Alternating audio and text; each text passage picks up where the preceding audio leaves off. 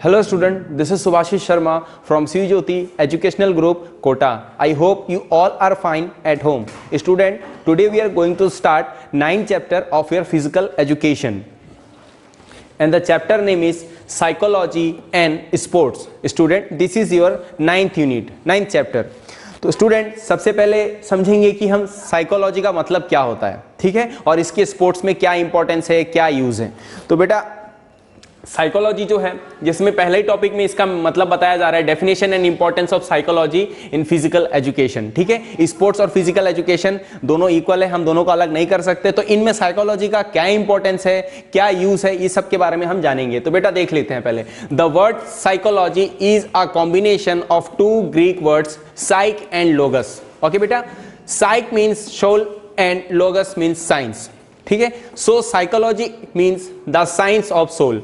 क्या समझ में आया? मतलब आत्मचिंतन के ऊपर, मतलब हम कैसे सोचते हैं, हमारा बिहेवियर कैसा है, हमारा थिंकिंग कैसा है, इन सब चीज के ऊपर जब हम स्टडी करते हैं तो बेटा यही साइकोलॉजी कहलाता है, ठीक है। और ये सारा चीज क्या एक साइंस का पार्ट हो जाता है, और जब हम इसका स्टडी करते हैं बेटा तभी ये साइकोलॉजी हम कहते हैं, ठीक है। और ये सब आत्मा, सोल मतलब क्या है बेटा? आत्मा या आत्म, ठीक है। तो सोल मतलब हो गया आत्म, तो आपका बिहेवियर तो आपका बिहेवियर है, आपका सोच आपका सोच है, किसी और का तो नहीं है, क्योंकि आप जो सोचोगे जरूरी नहीं है आपका सामने वाला भी वही सोचेगा। आपका जो बिहेव है जरूरी नहीं है आपके सामने वाला भी वही बिहेव करेगा। इसलिए ये आपका खुद का जो है, जो भी चीज है आपका खुद का पर्सनल चीज है, जो बिहेवियर, पर्सनालिटी, सोच समझ जो भी होता है बेटा, ठीक है। तो इन सब के ऊपर जब स्टडी का मैटर आ जाता है बेटा, स्टडी का बात आ जाता है, डिस्कस का बात आ जाता है, तो ये वर्ड को यूज किया जाता है साइकोलॉजी, ठीक है बेटा। आप देख सकते हो पिक्चर में, आपको समझ में आ रहा होगा। वैसे ही अकॉर्डिंग क्रो एंड क्रो के द्वारा क्या कहा गया है साइकोलॉजी को लेकर, तो psychology is the study of the human behaviour and human relationship. Human behaviour और बेटा ह्यूमन रिलेशनशिप के ऊपर जब स्टडी किया जाता है तब उसे हम कहेंगे साइकोलॉजी। ये कहना था क्रो एंड क्रो का। ओके बेटा, चलिए हम नेक्स्ट देखते हैं, मीनिंग ऑफ स्पोर्ट्स साइकोलॉजी। जैसे कि चैप्टर का, जैसे कि हमने चैप्टर शुरू किया था बेटा, तभी मैंने आपको बताया था कि स्पोर्ट्स में साइकोलॉजी का क्या यूज है, क्या मतलब है, या स्पोर्ट्स साइकोलॉजी का मतलब क्या है, ठीक है। चलिए हम समझते हैं meaning of sports psychology. Sports psychology is the study of behaviour and various psychological aspect in the field of sports. Okay बेटा, अकॉर्डिंग टू जॉन लॉथर ने क्या बताया है? Sports psychology is an area which attempts to apply psychological facts and principle to learning performance and associated human behaviour in whole field of sports. तो बेटा सीखने में help करता है, एक दूसरे प्लेयर के साथ अच्छे तरीके से बिहेव करने में हमें हेल्प करता है, ठीक है। और हमें कोई भी चीज का परफॉर्मेंस, क्योंकि स्पोर्ट्स में परफॉर्मेंस बहुत इंपॉर्टेंट पार्ट होता है बेटा। परफॉर्मेंस आपका जितना अच्छा होगा आप उतना डेवलप होगे, उतना हाई लेवल में आप जाओगे। तो परफॉर्मेंस को सुधारने में, परफॉर्मेंस को ठीक करने में भी साइकोलॉजी आपका काफी हेल्प करता है बेटा, ठीक है। ये कहना था आपका अकॉर्डिंग टू जॉन लॉथर का। और ये हम क्या देखे थे यहाँ पे बेटा? Sports psychology is the study, एक स्टडी है behaviour and various psychological aspects, behaviour और वेरियस साइकोलॉजिकल एस्पेक्ट का, ठीक है बेटा, इन द फील्ड ऑफ स्पोर्ट्स। तो बेटा देखते हैं स्पोर्ट्स को लेकर। अभी मान लीजिए एक प्लेयर है, उसे एक टूर्नामेंट खेलना है, ठीक है। मान लीजिए वो फुटबॉल का टूर्नामेंट खेल रहा है, फुटबॉल खेल रहा है, एक मैचेस वो खेला है जिसमें वो हार जाता है या उसका टीम हार जाती है बेटा, या मान लीजिए उसका परफॉर्मेंस अच्छा नहीं होता है, तो वो आफ्टर मैच, जब मैच खत्म हो जाता है, वो काफी डिप्रेस हो जाता है, टेंस में आ जाता है, एंजाइटी में आ जाता है कि अब मुझसे नहीं होगा, हार मानने लगता है वो, अब मैं कर ही नहीं पाऊंगा। तो उसका ट्रेनर, उसका कोच उसको क्या करता है बेटा? एक साइकोलॉजिकल नॉलेज देता है, उसको कुछ वीडियोस दिखाता है, उसको कुछ नॉलेज के बात बताता है, उसके अंदर एक एनर्जी को वो जगाता है, उसको एक सही रास्ता दिखाता है। तब उस प्लेयर के अंदर, जो प्लेयर डिप्रेशन में था, टेंशन में था, अपसेट था जो प्लेयर, उसके अंदर एक पॉजिटिव एनर्जी चार्ज हो जाती है बेटा। और आने वाला जो लेवल में उसका मैच होता है, कॉम्पिटिशन, टूर्नामेंट या जो भी है, वो बहुत ही अच्छे तरीके से परफॉर्म उसमें कर पाता है बेटा। तो बेनिफिट मिला ना बेटा यहाँ पे साइकोलॉजी का स्पोर्ट्स में। इसीलिए बोला जाता है स्पोर्ट्स साइकोलॉजी भी एक पार्ट होता है बेटा। इसलिए साइकोलॉजी का जो यूज होता है बेटा स्पोर्ट्स में बहुत ज्यादा होता है। साइकोलॉजिकल आपका जो नॉलेज है स्पोर्ट्स प्लेयर को मिलना और उसे प्रोवाइड करना बहुत जरूरी होता है। हम बॉडी से तो खेलते हैं, लेकिन सोचना, समझना और किस तरीके से खेलना, ये काम कहां से होता है बेटा? ये तो हमारा ब्रेन से होता है। और हमारा ब्रेन जितना स्ट्रांग होगा, हम उतने अच्छे मूवमेंट, उतने अच्छे स्किल, उतना अच्छा गेम को लेके जो नॉलेज है अपने अंदर स्टोर कर सकेंगे, हम सीख सकेंगे, जान पाएंगे। तो बेटा साइकोलॉजिकल स्ट्रांग होना, मेंटल आपका स्ट्रांग होना, ठीक है, बहुत जरूरी होता है एक स्पोर्ट्स पर्सन के लिए, एक स्पोर्ट्स एथलीट या स्पोर्ट्स इंडिविजुअल्स के लिए बेटा, ठीक है। तो साइकोलॉजी का स्पोर्ट्स में क्या यूज है हमने ये भी समझ लिया बेटा। चलिए अब हम नेक्स्ट देखते हैं इंपॉर्टेंस ऑफ स्पोर्ट्स साइकोलॉजी। तो इंपॉर्टेंस क्या है ये भी हम समझेंगे। चलिए पॉइंट के हिसाब से, इनहांस फिजियोलॉजिकल कैपेसिटीज। तो देखिए बेटा, इनहांस मतलब क्या है, किसी चीज को बढ़ाने का मैटर आता है इसमें, ठीक है, बढ़ाना। फिजियोलॉजिकल कैपेसिटीज, तो फिजियोलॉजिकल कैपेसिटी मतलब जैसा strength, endurance, stamina, flexibility, coordination, ये सारे क्या है, ये सारे किस चीज के पार्ट आते हैं बेटा, ये सारे आते हैं फिजियोलॉजिकल के पार्ट आते हैं बेटा, ठीक है। तो फिजियोलॉजिकल कैपेसिटी मतलब ये सारे चीज में आपका डेवलप होगा, ये सारे चीज ग्रोथ होता है। कैसे बेटा, क्योंकि इन सारे चीज का आप नॉलेज लेते हो अपने ट्रेनर से, अपने कोच से, कि कैसा क्या करना है, कैसा क्या नहीं करना है, कैसा कितना क्या करना है, हर एक चीज को आप समझते हो, और उसको जब आप समझोगे तो आप उसको डेवलप करने के ऊपर काम भी करोगे बेटा। तो इसलिए यहां पे बताया गया इनहांस फिजियोलॉजिकल कैपेसिटीज, ठीक है, क्योंकि बेटा आपको पता है स्पोर्ट्स में स्ट्रेंथ, एंड्योरेंस, फ्लेक्सिबिलिटी, ये सब तमाम सारी बातों का यूज उसमें बहुत ज्यादा होता है बेटा, ठीक है।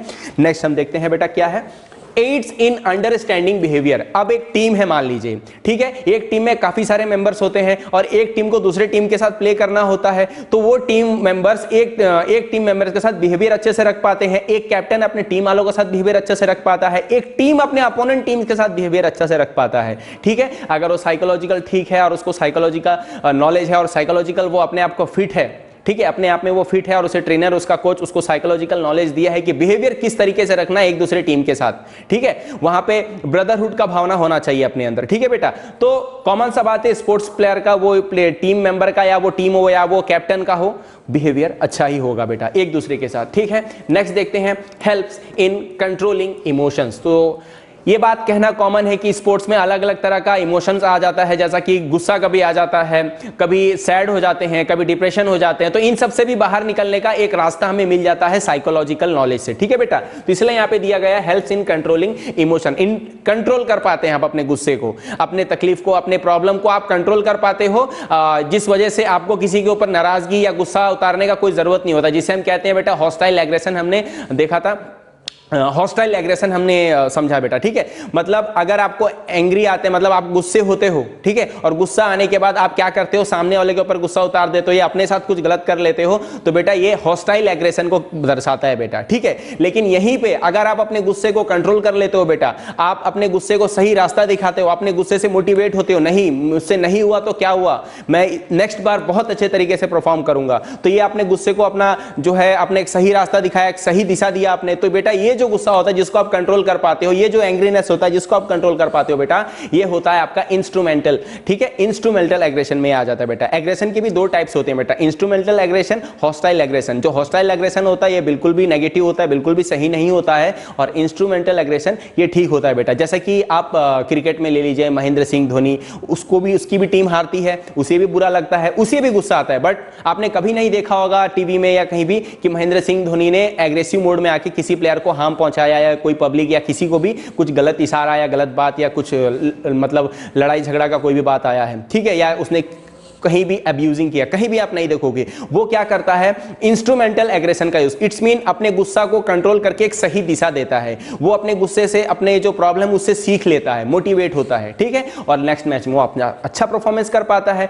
वहीं आप देखते हो एक प्लेयर को जो हॉस्टाइल एग्रेशन में आ जाता है, जैसे कि विराट कोहली को ले लीजिए, कभी कभी वो गलत इशारा कर देता है, कभी अब्यूजिंग कर देता है अदर अपोनेंट प्लेयर या अपने जो टीम का कोई परफॉर्मेंस अगर किसी प्लेयर का अच्छा नहीं होता है तो बेटा, तो वहां पे ये हॉस्टाइल एग्रेशन आ जाता है। तो यहां पे आपको समझ में आ गया होगा बेटा दोनों, ठीक है। तो इन सारे चीजों में जब कंट्रोल हम कर पाते हैं बेटा, तो यही बताया गया है हेल्प्स इन कंट्रोलिंग इमोशंस, ठीक है बेटा।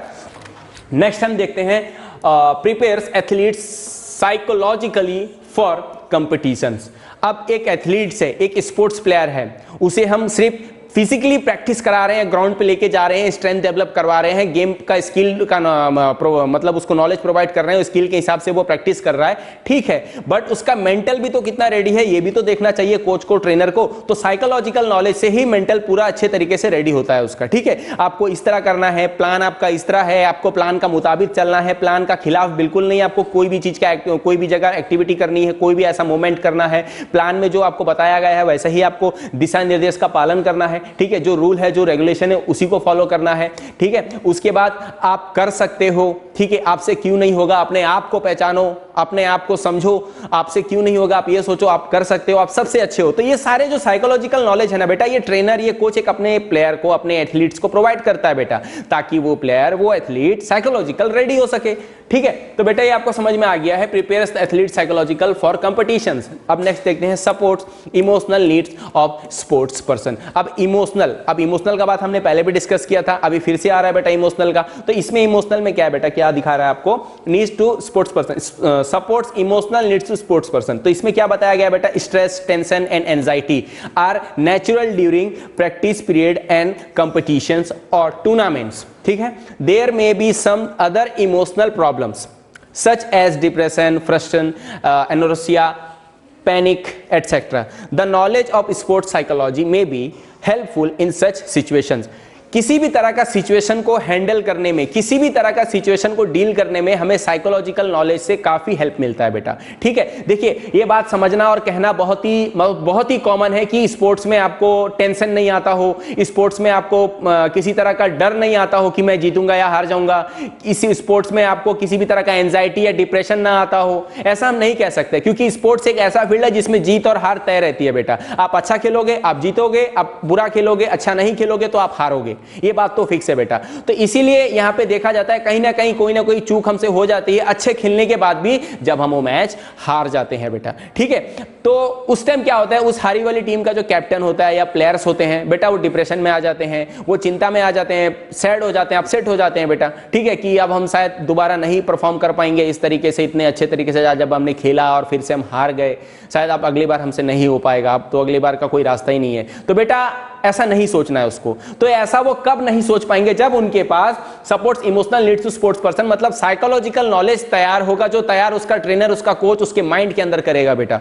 ठीक है, कि नहीं इस बार नहीं हुआ, कोई बात नहीं, कहीं ना कहीं भूल हो गई होगी, कहीं ना कहीं चूक हो गई होगी, बट नेक्स्ट बार इसी भूल इसी चूक को हमें नहीं करना है, नेक्स्ट बार हमें और भी अच्छा से खेलना है, और हम जीतेंगे नहीं, हम जीत के ही दिखाएंगे। ठीक है, तो ऐसा साइकोलॉजिकल नॉलेज उसके अंदर तैयार हो जाता है बेटा। ठीक है, तो आप ये भी समझ गए sports emotional needs to sports person. उसका इमोशनल जो है बेटा, इमोशनल बहुत जरूरी होता है, क्योंकि अगर देखिए इमोशन आपका अच्छा नहीं रहेगा, मान लीजिए आप चिंता में हो, परेशान में हो, एंजाइटी में, डिप्रेशन में हो, और आपको कोई काम करवाया जाए, कोई एक्टिविटी करवाया जाए, तो क्या आपका मन लगेगा कि आप ठीक से करोगे, क्या आपका ध्यान उसमें लगेगा, या उस चीज को आप जब करने जाओगे तो आप उम्मीद कर सकते हो कि वो रिजल्ट आपका सक्सेस मिलेगा उसमें? नहीं। तो इमोशन को बहुत ही ध्यान में रखा जाता है स्पोर्ट्स में भी। ठीक है, आपका दिल होना चाहिए, मन होना चाहिए, आप कोई डिप्रेशन, टेंशन, अपसेट या एंजाइटी में नहीं होना चाहिए। ठीक है, खुश होकर खेलना है आपको, खुश होकर अपना सक्सेस को अचीव करना है आपको। ठीक है बेटा, हैप्पी होकर। तो यही बताया गया supports emotional needs to sports person. बेटा नेक्स्ट हम देखते हैं differentiate between growth and development. अब हम देखेंगे बेटा differentiate to growth and development. Growth क्या है और डेवलपमेंट क्या है बेटा? अगर हम समझेंगे ग्रोथ और डेवलपमेंट को, तो दोनों में इंक्रीज की बात आती है। इंक्रीज मतलब बढ़ना, ग्रोथ मतलब भी बढ़ना होता है, डेवलपमेंट मतलब भी बढ़ना होता है। तो बेटा आप यहां पे कंफ्यूज हो गए। हाँ, ये बात सही है कि आप यहां पे कंफ्यूज हो गए, सर नाम तो दोनों का अलग है, ठीक है, और मीनिंग दोनों का एक है, कुछ समझ में नहीं आ रहा है। बिल्कुल बेटा, क्वेश्चन आपका सही है, समझ में ऐसे भी नहीं आएगा, क्योंकि इसको समझना पड़ेगा, क्योंकि दोनों का मतलब तो इंक्रीज है, तो नाम क्यों अलग अलग है, ग्रोथ यहाँ पे, डेवलपमेंट यहाँ पे। तो बेटा देखिए, आपका बॉडी जब फिजिकली ग्रोथ होता है, देखिए वर्ड में ही आ रहा है ग्रोथ, ठीक है, तो आपका हाइट इंक्रीज होता है, आपका मसल का शेप इंक्रीज होता है, ठीक है, आपका बॉडी का पावर इंक्रीज होता है। तो बेटा ये सब क्या होता है? ये सब आपका ग्रोथ में चला गया बेटा। और डेवलपमेंट जो होता है बेटा, ये आपका लाइफ टाइम होते रहता है बेटा। ठीक है, हम हर चीज सीखते हैं, हर चीज का नॉलेज लेते रहते हैं। ठीक है, हम ये तो नहीं कह सकते ना बेटा कि हम कॉलेज का क्लियर कर लेते हैं, 12th क्लियर कर लेते हैं, तो उसके बाद हम कोई नॉलेज या ऐसा कोई चीज हम नहीं देखेंगे, नहीं करेंगे, ऐसा तो कुछ नहीं। हम उसके बाद भी कोई ना बुक पढ़ते हैं, कोई लाइब्रेरी जाते हैं, कोई इंस्टीट्यूशन में एडमिशन लेते हैं, कुछ भी ट्रेनिंग लेते हैं, तो क्या हुआ? वो नॉलेज को अचीव करना हुआ। तो हमने अपने नॉलेज को, अपने आप को डेवलप करने के लिए नहीं रोका है। ठीक है, हमने अपने नॉलेज को बढ़ाया है और बढ़ाते रहे हैं अपने आप को डेवलप करने के लिए बेटा। ठीक है, तो डेवलपिंग का जो मैटर होता है बेटा, डेवलप का जो मैटर होता है बेटा, ये लाइफ टाइम आपका चलते रहता है बेटा, ये कहीं नहीं रुक सकते आप, ना ये रुकता है। ठीक है, हर चीज से आप सीखते हो। इंटरनेट है तो गूगल में आप अपने टॉपिक, अपने सब्जेक्ट से रिलेटेड हर एक चीज देख सकते हो। ग्राउंड के फील्ड में है तो आप स्पोर्ट्स का नॉलेज ले सकते हो। कोई जिम पे है तो आप एक्सरसाइज का नॉलेज ले सकते हो। इंटरटेनमेंट है तो आप सिंगिंग या कोई मूवी, अच्छे मूवी से आप कोई अच्छे सिंगर से आप अच्छा सॉन्ग सुन सकते हो, उससे नॉलेज ले सकते हो कि किस तरीके से सिंगिंग होता है। उसके बाद मूवी है तो कोई अच्छा मूवी का स्क्रिप्ट, कहानी है तो उससे भी आपको नॉलेज मिलता है। ठीक है, बहुत सारे अपने लाइफ स्टाइल में ऐसे बहुत कुछ है बेटा, जिससे हम बहुत कुछ अच्छा सीख पाते हैं बेटा। तो क्या मतलब हुआ इसका कहने का? तो हम जब सीखेंगे तभी तो बेटा डेवलप होंगे, हमारा स्किल में सुधार आएगा, हमारा नॉलेज बढ़ेगा, हमारा टेक्निक बढ़ेगा। तो बेटा ये जो मैं यूज कर रहा हूं नॉलेज, टेक्निक, स्किल, ये सब डेवलप में चला जाता है बेटा, ये सब डेवलप में चला गया बेटा, ठीक है। और ग्रोथ, तो ग्रोथ आपका बॉडी का एक लिमिटेड एज तक ही होता है। जैसा कि आपका हाइट अगर आप मानते हो तो बेटा अकॉर्डिंग 24 या 25 तक ही आपका बॉडी का जो हाइट है ये इंक्रीज होता है बेटा। इसके बाद हाइट का इंक्रीज होना एक तरह से रुक जाता है। लेकिन हाँ, आप फिजिकल एक्टिविटी में इन्वॉल्व हो, आप कोई ऐसा एक्सरसाइज कर रहे हो जिससे हाइट इंक्रीज होता है, कुछ योग आसन्स भी हैं, तो बेटा ये बात भी हम कह सकते हैं कि उसके बाद भी कुछ हद तक आपका हाइट, कुछ हद तक यानी कि बहुत ज्यादा इंक्रीज जरूर हो सकता है, ठीक है। ऐसा एक साइंस का अनुमान है बेटा, ठीक है। तो ग्रोथ का मतलब हम लोगों ने क्या समझा, एक लिमिटेड पीरियड तक, लेकिन डेवलपमेंट अनलिमिटेड पीरियड तक बेटा, ठीक है। बहुत ही इजी है समझना, इसमें बेटा कंफ्यूज ना होना, ठीक है। तो difference between growth and development आप लोगों को मैंने समझा दिया। अब देखते हैं growth is limited up to a definite age. अलग अलग एज में देखते हैं हम ग्रोथ जो होता है बेटा, ठीक है। Generally after maturity growth does not take place whereas development is a lifelong process। देखिए हमने आपको जो बताया है वही इस स्क्रीन में लिखा हुआ है, ठीक है। ग्रोथ एक लिमिटेड तक है बट डेवलपमेंट का कोई लिमिट नहीं होता है बेटा। Next, growth is a part of development whereas development is very comprehensive। Growth is included in development. तो ग्रोथ और डेवलपमेंट जो है लगभग एक जैसा ही है बट इन दोनों का काम अपने अपने जगह में अलग अलग है। ग्रोथ मतलब आपके बॉडी से रिलेटेड, डेवलपमेंट आपके नॉलेज, आपके स्किल, आपके परफॉर्मेंस, ठीक है, इन सब चीज से रिलेटेड, ठीक है बेटा। नेक्स्ट देखते हैं, growth is related to the changes in height, weight, shape and size, जैसे कि पहले भी मैंने आपको बताया। नेक्स्ट क्या है, development does not increase necessarily take place along with growth. If we take more food our body weight can be increased but it is not necessary that our efficiency or capability will also be increased। So it can be said that the development is not necessarily according to the growth। तो बेटा देखिए, अगर आपको आपका wait को बढ़ाना है तो आप क्या करोगे, आप अच्छे से खाना खाओगे, ठीक है। हम यहाँ पे एक लॉजिक, एक छोटा सा एग्जांपल लेके बोलते हैं। अगर आपने ज़्यादा खाना खाया, ठीक है, तो कॉमन सा बात है बेटा, आपका वेट इंक्रीज होगा, ठीक है।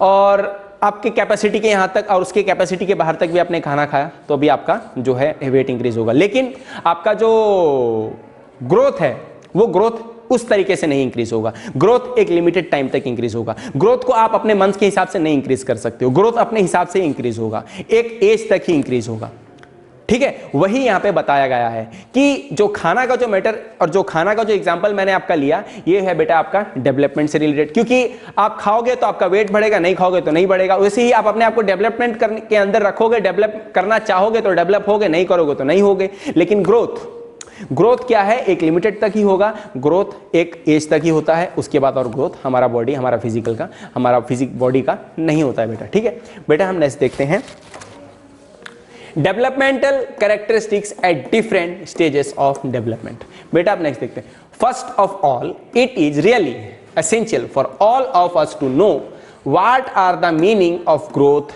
एंड डेवलपमेंट, ठीक है। तो ये पहले अभी हम लोगों ने इसके ऊपर डिस्कस कर लिया बेटा। Generally growth and development are used synonymously।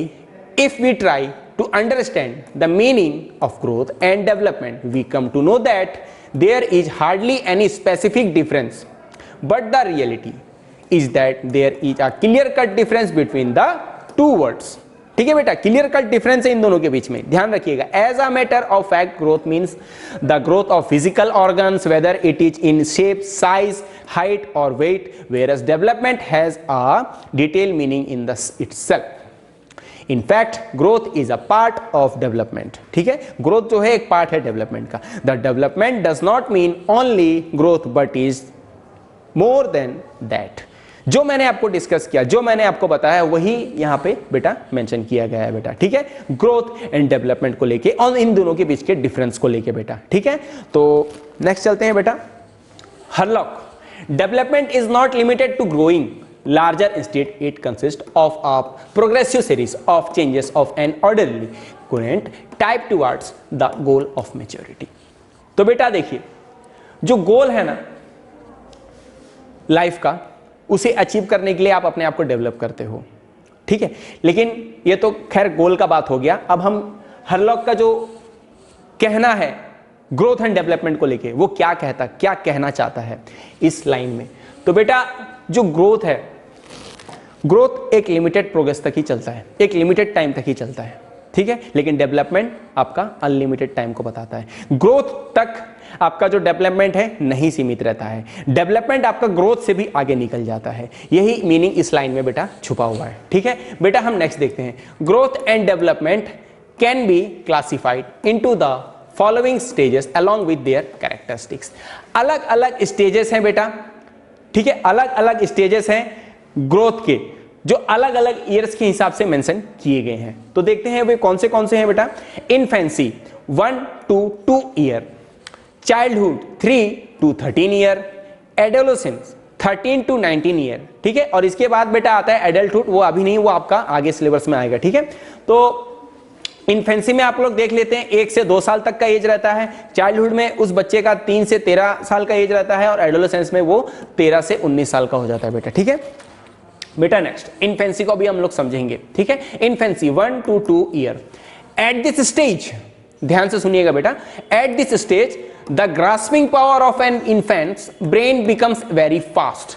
Grasping मतलब, ठीक है, आप समझ सकते हो, ग्रास्प करना, नॉलेज को सीखना, किसी चीज को जानना, ठीक है। Grasping power of an infant's brain becomes very fast, बहुत अच्छे तरीके से फास्टली उसका वर्क करता है ब्रेन, उसमें कोई चीज को सीखने में, जानने में। His her power of memory also increase, उनके पावर जो होता है मेमोरी का वो इंक्रीज होता है। हिज हर थिंकिंग एबिलिटी ऑल्सो इंक्रीज, सोचने समझने का जो एबिलिटी है वो भी इंक्रीज होता है। He see understand the language clearly and speak accordingly, कोई भी लैंग्वेज को वो सुनते हैं, बोलने का कोशिश करते हैं, ठीक है। His her capability to know new words increases, और उनके अंदर एक कैपेबिलिटी होता है कि एक नया नया वर्ड को इंक्रीज, मतलब वो करना, डेवलप करना, नहीं अपने मुंह से बोलना, ठीक है, नया नया वर्ड जो होते हैं। He see starts understanding the simple conversation of adults, simple conversation में एडल्ट से वो स्टार्ट करते हैं, ठीक है, बात करना, सिंपल कन्वर्जेशन करते हैं वो एडल्ट के साथ। मतलब आप समझ सकते हो कि अगर आपके पिक्चर बोर्ड में यहाँ पे मेंशन किया गया है, इस उम्र का जो बच्चा है ये ज़्यादा से ज़्यादा 1 से 2 ईयर का ही होता है बेटा। तो इसमें बेटा क्या होता है कि वे बच्चे एडल्ट से, ठीक है, यू नो एडल्ट मतलब आफ्टर एडोलेसेंस, जब एडल्टहुड आ जाता है बेटा, ठीक है, तो उनसे वो क्या करते हैं, कुछ इशारों से, कुछ बोलकर बात करने का कोशिश करते हैं बेटा, ठीक है।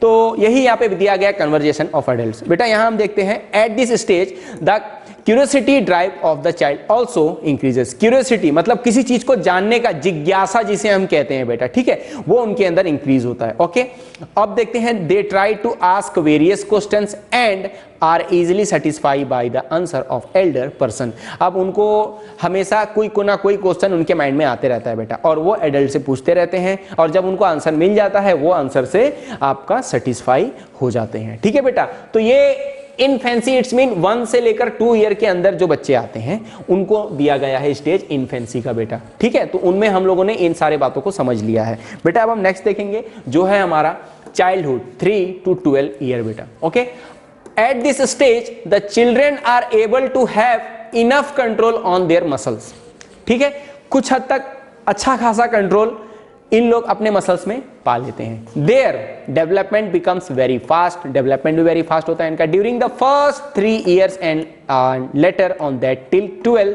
year their development becomes strong and vigorous. At this stage children spend most of their time playing. Their neuromuscular coordination becomes efficient enough. तो बेटा ये जो टाइम होता है ये होता है 3 से 12 साल का, 3 to 12 year।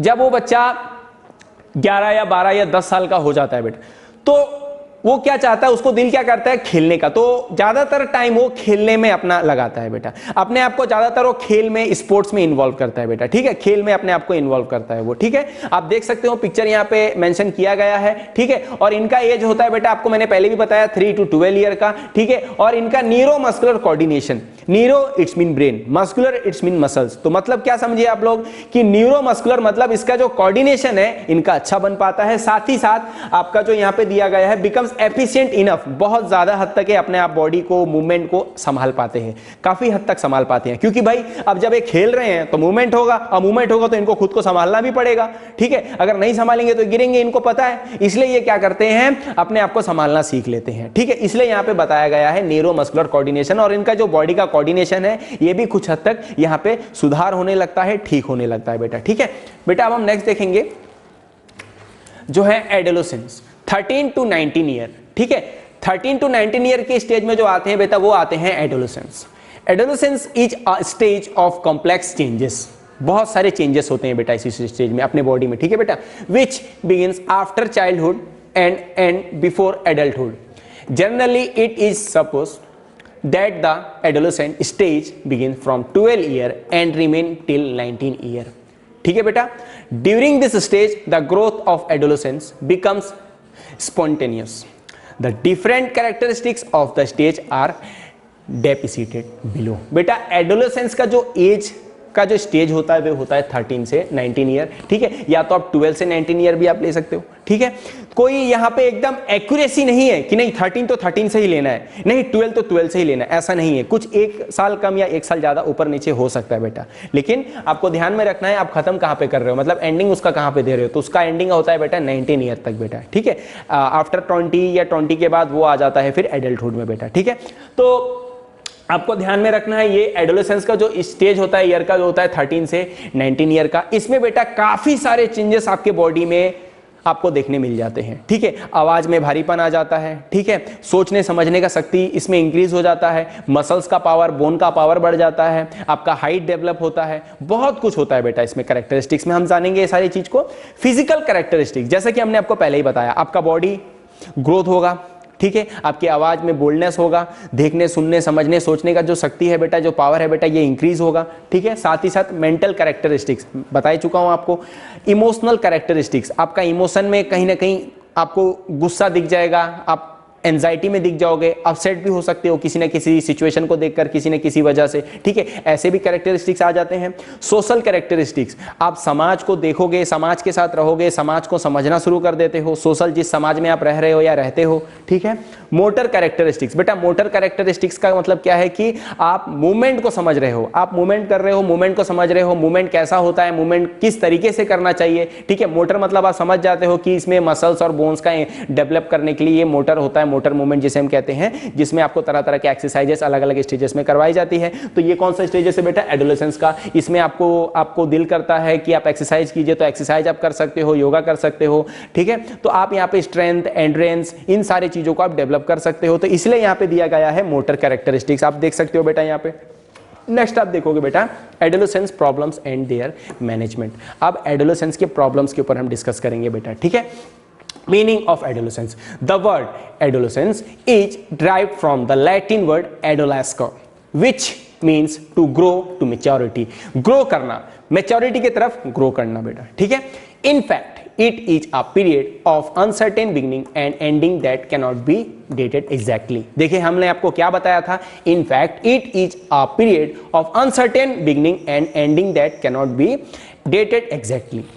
Okay बेटा, but generally it is considered that this period is the age of 13 to 19 year.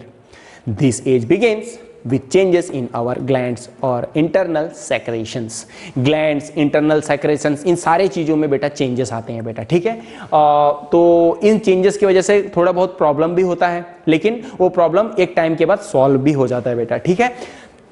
उसके बाद अकॉर्डिंग टू जेसिल्ड, इनका क्या कहना है एडोलेसेंस को लेकर। Adolescence is the period through which a growing person makes transition from childhood to maturity. मतलब क्या है, इनका कहना है कि चाइल्डहुड से मेच्योरिटी की तरफ ग्रो करना, बढ़ना ही आपका कहलाता है एडोलेसेंस, ठीक है बेटा। तो ये आपको समझ में आ गया होगा, ठीक है। एडोलेसेंस का जो प्रॉब्लम है अभी हम लोग आगे भी डिस्कस करेंगे कि पॉइंट वाइज में कौन से प्रॉब्लम्स है, ठीक है।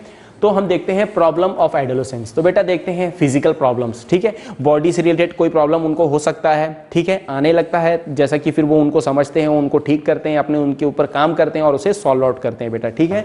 उसके बाद जैसा कि फिजिकल प्रॉब्लम में आप ये भी समझ सकते हो कि कोई एडोलेसेंस वाला इंडिविजुअल है, ठीक है, कोई है ऐसा, तो उसको लगता है कि हाँ उसका बॉडी कमजोर है, ठीक है, उसका मसल डेवलप नहीं हो रहा है, तो उसके लिए प्रॉब्लम हुआ। तो वो क्या करेगा बेटा, वहाँ पे जिम करता है, अगर जिम ना भी करे तो योगा करता है, कोई एक्सरसाइज करता है, वो अपना जो होम में वो कर सके, तो उससे उसका मसल्स डेवलप होता है। तो मसल जब वीक होता है तो मसल्स उसका स्ट्रांग भी होने लगता है। तो एक प्रॉब्लम हम समझे ना, फिजिकल प्रॉब्लम मतलब उसका बॉडी से रिलेटेड प्रॉब्लम को वो सॉल्व करता है बेटा, ठीक है। नेक्स्ट हम देखते हैं मेंटल प्रॉब्लम। तो मेंटल प्रॉब्लम में भी वो आ जाते हैं इंडिविजुअल कभी कभी, ठीक है, कुछ सोचने लग जाते हैं, कुछ चिंता में आ जाते हैं, कुछ अपसेट, कुछ एंजाइटी में चले जाते हैं। ये भी एक उनका प्रॉब्लम है जिनको उनको सॉल्व करने आना चाहिए, जो उनका पेरेंट्स या उनका कोई गाइड उनको हेल्प करता है इस चीज में, ठीक है। प्रॉब्लम ऑफ एग्रेसिव बिहेवियर, गुस्सा भी आने लगता है इस एज में बेटा, ये भी एक प्रॉब्लम है बेटा, ठीक है। Lack of stability and adjustment, ये एडजस्ट नहीं हो पाते कहीं सोशल में, किसी लोगों के बीच, कुछ चंद लोगों के बीच में एडजस्ट होने में इनको प्रॉब्लम हो जाता है कभी कभी। इमोशनल प्रॉब्लम, हमने आपको पहले ही बताया, इमोशनल प्रॉब्लम वो टेंशन में आ जाते हैं, एंजाइटी में आ जाते हैं, ठीक है।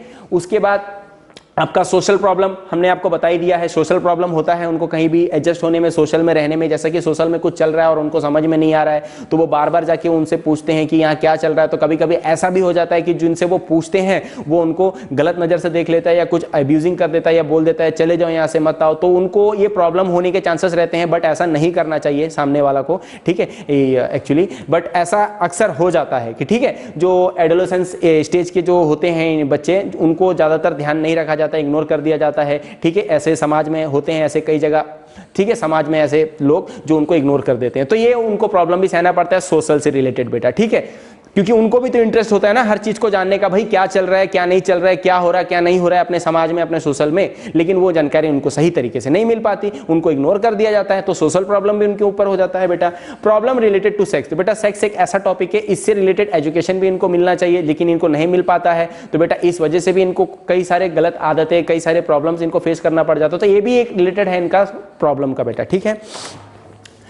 Management of problems, education for motor development. अब मैनेजमेंट, अब प्रॉब्लम का हम लोगों ने जानकारी ले लिया है, किसका, एडोलेसेंस का। अब हम क्या देखेंगे बेटा, मैनेजमेंट, इसको मैनेज किस तरीके से हम करेंगे, ठीक है। तो सबसे पहले क्या है, education for motor development. Motor development मैंने आपको बताया, जिसमें हमारा मसल्स डेवलप होता है, ठीक है, फाइन मसल्स, ग्रॉस मसल्स, ठीक है। तो मोटर डेवलपमेंट में हमारा मसल्स डेवलप होता है, बोन डेवलप होता है, तो बेटा हमारा एक्टिविटी डेवलप होती है, हमारी मूवमेंट, हमारी स्किल डेवलप होती है। तो मोटर डेवलपमेंट का एजुकेशन उनको प्रोवाइड करेंगे हम लोग। उसके बाद एजुकेशन फॉर साइकोलॉजी, उनका साइकोलॉजिकल हम नॉलेज देंगे, तब उनका मेंटल भी स्ट्रांग होगा बेटा। नेक्स्ट देखेंगे सेक्स एजुकेशन। सेक्स एजुकेशन जो है बेटा, ये भी उनको प्रोवाइड किया जाएगा, ठीक है। एक सही जानकारी दी जाएगी कि आप गलत कोई भी चीज को, एक्टिविटी में इन्वॉल्व ना हो, गलत आदतों में ना इन्वॉल्व हो, ठीक है। नेक्स्ट हम देखते हैं वोकेशनल गाइडेंस। तो उनको बोल के, समझा के, कोई चीज को दिखाकर वोकेशनल गाइडेंस दिया जाता है कि हाँ बेटा आपको ऐसा करना चाहिए अपने लाइफ में, अपने स्टडी को लेकर, हाँ बेटा कि आपको इस काम को इस तरीके से करना चाहिए, इस तरीके से नहीं करना चाहिए। वोकेशनल गाइडेंस उनको देना चाहिए बेटा, ठीक है। और उसके बाद टू प्रोवाइड सुटेबल इन्वायरमेंट, उनको इन्वायरमेंट भी एक सही मिलना चाहिए बेटा, ठीक है। एक सही इन्वायरमेंट अगर उनको मिलेगा तभी वो इन्वायरमेंट को समझेंगे और इन्वायरमेंट में रह के अपना थिंकिंग को डेवलप करेंगे, अपने आप को डेवलप करेंगे और उनका सोच समझ सही बनेगा। लेकिन इन्वायरमेंट अगर सही नहीं रहेगा बेटा, तो कहते हैं ना कि एक मछली तालाब को भी गलत कर देती है, गंदा कर देती है, तो वैसा यही मैटर आ जाएगा बेटा। क्योंकि अगर उसका इन्वायरमेंट सही नहीं रहेगा, ठीक है, इन्वायरमेंट सही नहीं रहेगा और एक मछली सही वाली अगर उसी तालाब में हम डाल देते हैं, तो बेटा वो मछली भी वहां पे खत्म हो जाएगी बेटा, क्योंकि वो पानी जहरीला है या पानी दूषित है, पॉल्यूटेड है, ठीक है। वहां पे अगर हम फिश को डालेंगे तो फिश भी वैसी हो जाता है बेटा, ठीक है। तो इसीलिए जिस तालाब में आपको फिश को डालना है, तो वो तालाब भी सही होना चाहिए, वहां की पानी सही होना चाहिए, ठीक है, वहां का पानी पॉल्यूटेड नहीं होना चाहिए। ये सब बातों का ध्यान में रखना है बेटा। तो वैसे ही अब एडोलेसेंस का जो बच्चा है, जो इस स्टेज में जो बच्चा आ रहा है बेटा, जो इंडिविजुअल आ रहा है बेटा, उसको एक सही इन्वायरमेंट हमें देना बहुत जरूरी है। अगर सही इन्वायरमेंट हम नहीं देंगे और वो सही भी है, तो वो उस गलत इन्वायरमेंट में रहकर वो भी गलत बन जाएगा बेटा, ठीक है। इसलिए यहां पे दिया गया है बेटा टू प्रोवाइड सूटेबल इन्वायरमेंट, जो इन्वायरमेंट उनके लिए सूटेबल है वही इन्वायरमेंट उनको आप प्रोवाइड करें। नेक्स्ट क्या है, एडिक्वेट इंडिपेंडेंस। तो थोड़ा उनको आजादी भी देना है। कई बार ऐसा देखा जाता है पेरेंट्स अपने बच्चों को इतना टाइट कर देते हैं, इतना टाइट कर देते हैं, जिस वजह से ऐसे प्रॉब्लम हमें देखने मिलते हैं कि वो बच्चा बहुत सारे ऐसे सिचुएशन को हैंडल नहीं कर पाता है, डील नहीं कर पाता है अकेला। उनको हमेशा फिर अपना पेरेंट्स का याद आ जाता है कि अब उसे कैसे करना है, उसे क्या कैसा करना है, इसे टैकल कैसा करना है, उस सिचुएशन को कैसे हैंडल करना है, क्योंकि उसे कभी आपका आजादी नहीं मिला कि किसी सिचुएशन को अकेला वो डील करे। वो हमेशा अपने पेरेंट्स का हेल्प लेता था किसी भी सिचुएशन को डील या हैंडल करने के लिए। तो कुछ उनको इंडिपेंडेंस, इट्स मीन क्या है कि कुछ उनको थोड़ा सा अपने आप से भी कुछ करने के लिए उनको आजाद किया जाना चाहिए बेटा, ठीक है। जैसे कि कोई स्टडी से रिलेटेड चीज है, कोई गेम से रिलेटेड चीज है, आप ये तो हम नहीं कह सकते ना कि आपका फील्ड में कुछ गेम आपको समझ में नहीं आ रहा तो आप अपने पेरेंट्स को बुला कर आ रहे हो और समझा रहे हो, बेटा ये तो ऐसा नहीं है, वहां में आपको खुद से सीखना पड़ेगा। तो बेटा वहां पे भी आपको एक इंडिपेंडेंस होना है। ऐसा भी नहीं है कि कभी कभी ऐसा देखा जाता है कि कई पेरेंट्स ऐसे होते हैं कि बच्चों को खेलने ही नहीं छोड़ते हैं। तो बेटा जब खेलने ही नहीं छोड़ेंगे तो उनको गेम का नॉलेज कहां से मिलेगा, और जब गेम का नॉलेज नहीं मिलेगा और एक टाइम आएगा, एक सिचुएशन आएगा जब उसको परफॉर्म करना है, खेलना है, नहीं खेल पाएगा वो। तो इसीलिए कहते हैं कि बच्चों को थोड़ा सा फ्री भी छोड़ना बहुत जरूरी है बेटा, ताकि वो खुद से ही कुछ सीख सके, डेवलप हो सके, कुछ नॉलेज खुद से ही वो ले सके। ठीक है, नेक्स्ट हम क्या देखते हैं, सोशल एजुकेशन। तो सामाजिक जो उसका जो ज्ञान है, सोशल एजुकेशन है, वो भी उनको मिलना है, क्योंकि बेटा हमारा घर एक समाज का एक हिस्सा होता है, हम एक समाज के हिस्से के अंदर आते हैं बेटा। ठीक है, हम समाज में कुछ लोगों के साथ रहते हैं, सोशल में कुछ लोगों के साथ रहते हैं, तो उनके साथ हमारा कांटेक्ट, उनके साथ हमारा बिहेवियर, हमारा रिलेशन बेटा अच्छा होना चाहिए बेटा। ठीक है, तभी हम समाज में रहने लायक बन पाएंगे और समाज में एक अच्छा इंडिविजुअल, एक अच्छा इंसान अपने आप को दर्शा पाएंगे, दिखा पाएंगे। ठीक है, तो बेटा हमने प्रॉब्लम समझ लिया, हमने मैनेजमेंट समझ लिया। ठीक है, मैनेजमेंट ऑफ प्रॉब्लम्स हमने समझ लिया। इसमें education problem, education psychology, sex education, vocational as guidance to provide suitable environment, educate independence, थोड़ा सा उनको फ्रीली भी छोड़ना चाहिए अपने बच्चों को, पेरेंट्स को चाहिए। ठीक है, पेरेंट्स को हमेशा ये नहीं चाहिए कि बच्चे को इतना कंट्रोल कर दो कि वो इतना डर जाए कि वो अपने लाइफ में कुछ भी अकेला ना कर पाए, ऐसा भी नहीं। उनको उस लायक बनाना चाहिए कि कुछ हद तक ऐसा सिचुएशन आएगा बेटा कि आपको उस चीज को अकेला डील करना पड़ेगा। ठीक है, तो अपने आप को उस लायक बनाओ, उस तरीके से स्ट्रांग बनाओ, उतना हार्डवर्क करो कि उस सिचुएशन को आप अकेले ही डील कर पाओ। ठीक है बेटा, उसके बाद सोशल एजुकेशन, इसके बारे में भी हमने जानकारी लिया। तो बेटा ये सारे पॉइंट्स जो थे ना मैनेजमेंट ऑफ प्रॉब्लम्स के थे, जो एडोलेसेंस के अंदर आते हैं बेटा। ठीक है बेटा, आई होप ये चैप्टर आपको काफी अच्छे तरीके से समझ में आ गया होगा। मिलते हैं नेक्स्ट क्लास में नेक्स्ट चैप्टर के साथ। Thank you, bye bye, take care.